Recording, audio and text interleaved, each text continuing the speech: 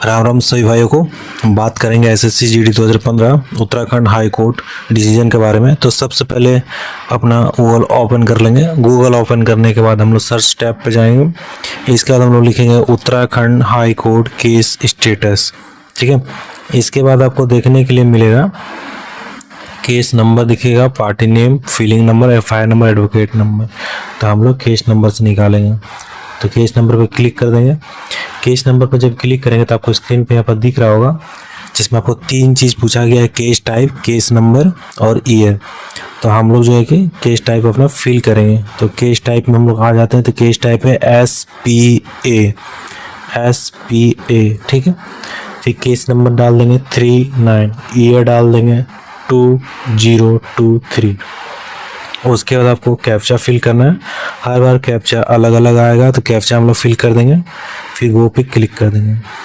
जब हम लोग गो पे क्लिक करेंगे तो कुछ प्रोसेस होगा। उसके बाद कुछ इस तरह से डिटेलिंग आपको सामने में दिखेगा यहाँ पे, जैसे case type, case year, number दिख गया, पिटिशनर नेम आपको दिख जा रहा है, पिटिशनर नेम आपको दिख गया, यूनियन ऑफ इंडिया ये फील किया था SPA ना कि स्टूडेंट, और वर्सेस सुमित कुमार। ठीक है, अब व्यू पे हम लोग जो कि यहाँ पे आपको दिख रहा होगा व्यू पे हम लोग क्लिक करेंगे।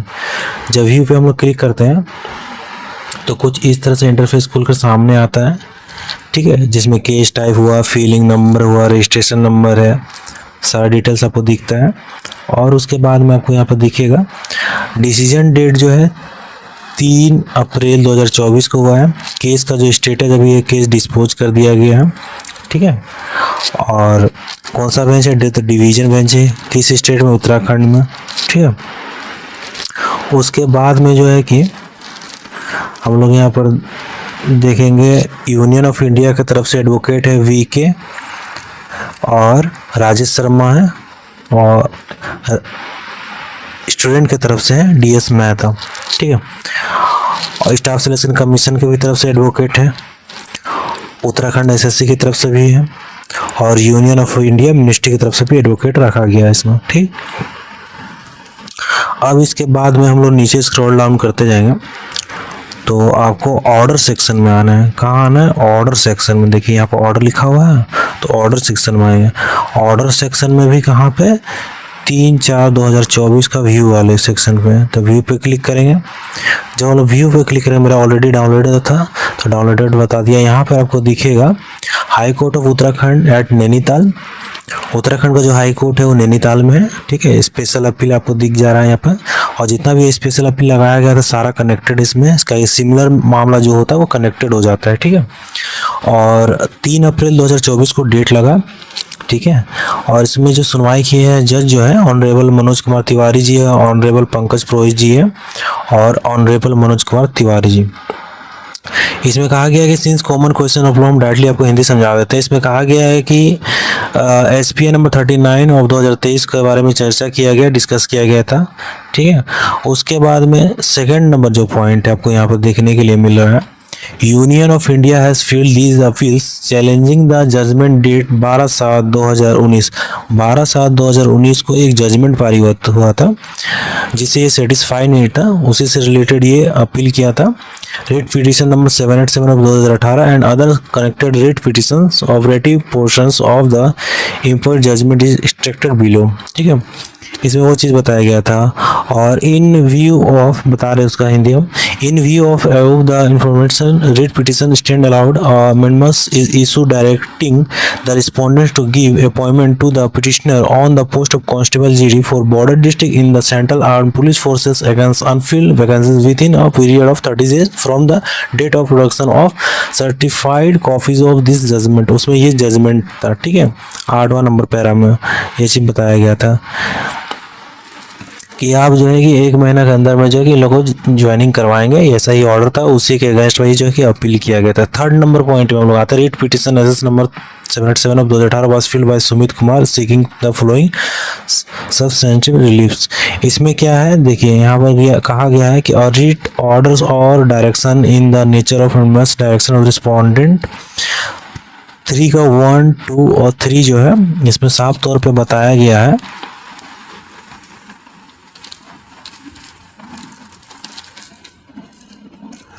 2018 की रिट याचिका संख्या 7 सुमित कुमार द्वारा निम्नलिखित ठोस राहत की मांग करते हुए दायर की गई थी, जिसमें कि सीआरपीएफ, एनआईए-एसएसएफ के कांस्टेबल, जीडी असम राइफल्स के सभी रिक्त पदों पर परिणाम चयन घोषित करने के लिए उत्तरदाता को निर्देश देने वाला परमादेश प्रकृति में एक रिट आदेश निर्देश दिया गया था।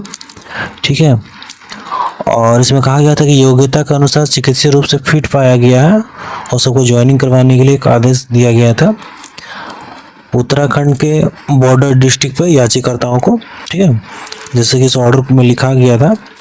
और 4th नंबर में कहा गया है कि संक्षेप में अगर सुमित कुमार का मामला यह था कि उन्होंने केंद्रीय सशस्त्र पुलिस बल में कांस्टेबल जीडी के पद पर नियुक्ति के लिए चयन में भाग लिया और 24/1/2015 के विज्ञापन द्वारा शुरू की गई थी और इसमें 64,066 रिक्तियां विज्ञापित की गई थे।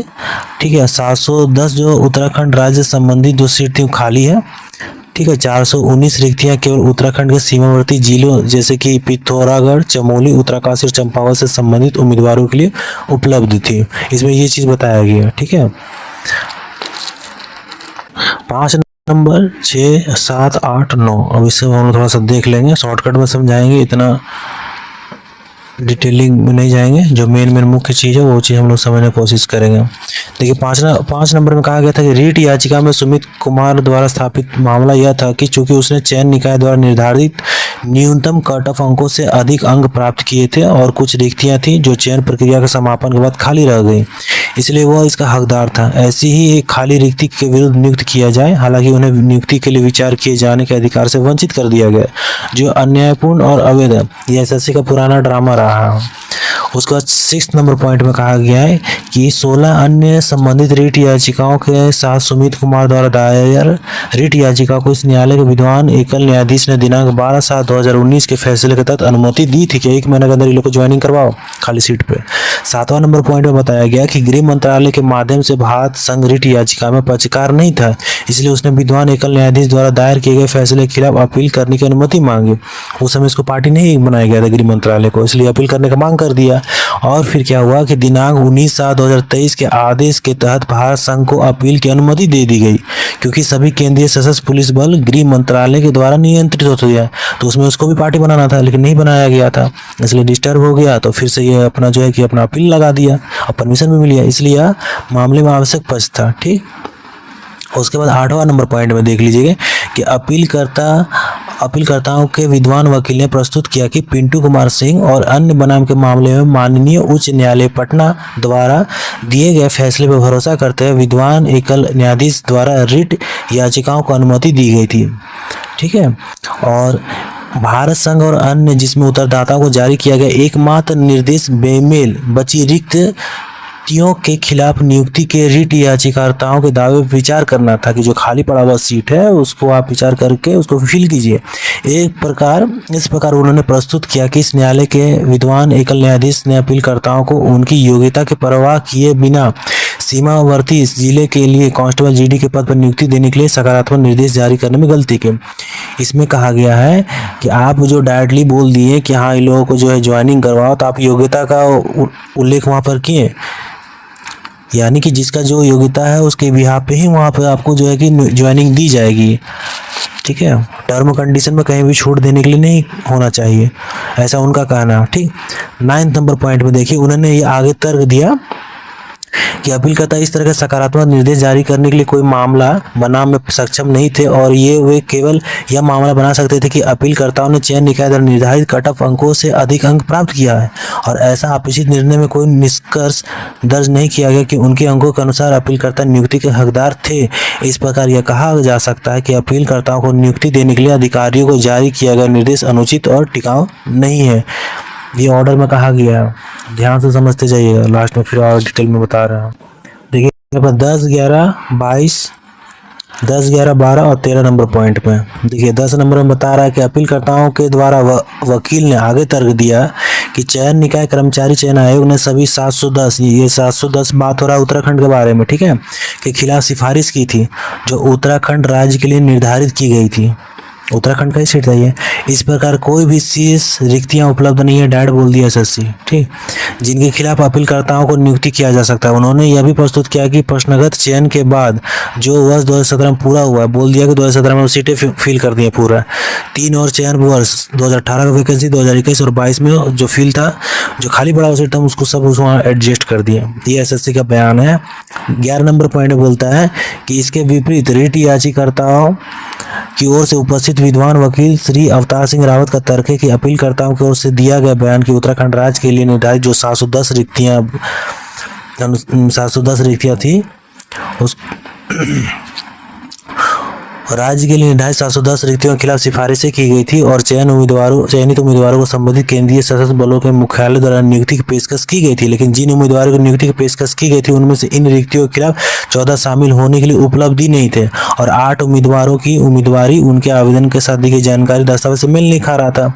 इसके आधार पर खारिज कर दिया गया। इस पर कहना है कि उत्तराखंड राज्य के लिए निर्धारित 710 रिक्तियों के मुकाबले अभी भी 22 रिक्तियां उपलब्ध है। इस प्रकार उनका कहना है कि अपीलकर्ताओं को इन रिक्तियों के विरुद्ध नियुक्ति देने का अधिकार है।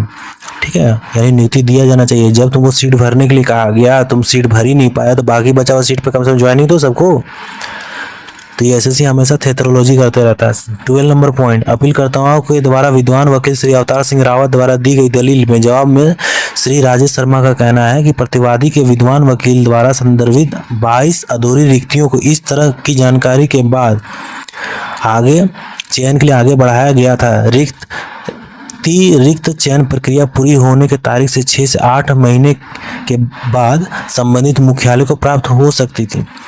30 नंबर पॉइंट बोलता है कि निर्धारित 22 रिक्तियां किसी न किसी कारण से नहीं भरी जा सकी, इसलिए अपीलकर्ता को नियुक्ति के लिए विचार किए जाने का अधिकार है। जब आप सीट नहीं फिल कर पाए तो आप विचार करिएगा ना बाकी सीट को फिल करने के लिए, कि चुप मार के बैठ जाइएगा। उसके बाद जो है हम लोग आ जाते हैं आगे वाला पॉइंट पे। उसके बाद 13 नंबर का जो सारा पॉइंट सारा है और 14 और 15 का उसको देख लीजिए एक बार।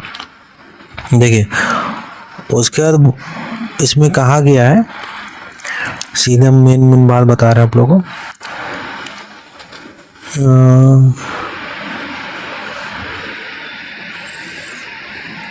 14 नंबर पॉइंट बोला है कि मामले को ध्यान में रखते हुए दिनांक 12/7/2019 के आपसी निर्णय को संशोधित किया गया। 12/7/2019 को जो ऑर्डर हुआ है उसमें संशोधित किया गया है और कहा गया है कि नियुक्ति के लिए प्रतिवादी के दावे पर विचार करने का निर्देश है। प्रत्येक मामले के आधार पर योग्यता सूची में उनकी रैंकिंग के अनुसार ही आप जो है कि लिस्ट जारी करेंगे। और 15 नंबर में कहा गया कि विशेष अपीलों का निपटारा उपरोक्त शर्तों के अनुसार किया जाता है। यानी कहा गया कि लिस्ट तुम निकालो, लेकिन उनकी योग्यता सूची रैंकिंग के आधार पे तुम निकालो। ठीक है, तो ये वीडियो अगर अच्छा लगा हो तो वीडियो को लाइक करें, सब्सक्राइब करें, अपने सभी मित्रों तक शेयर करें।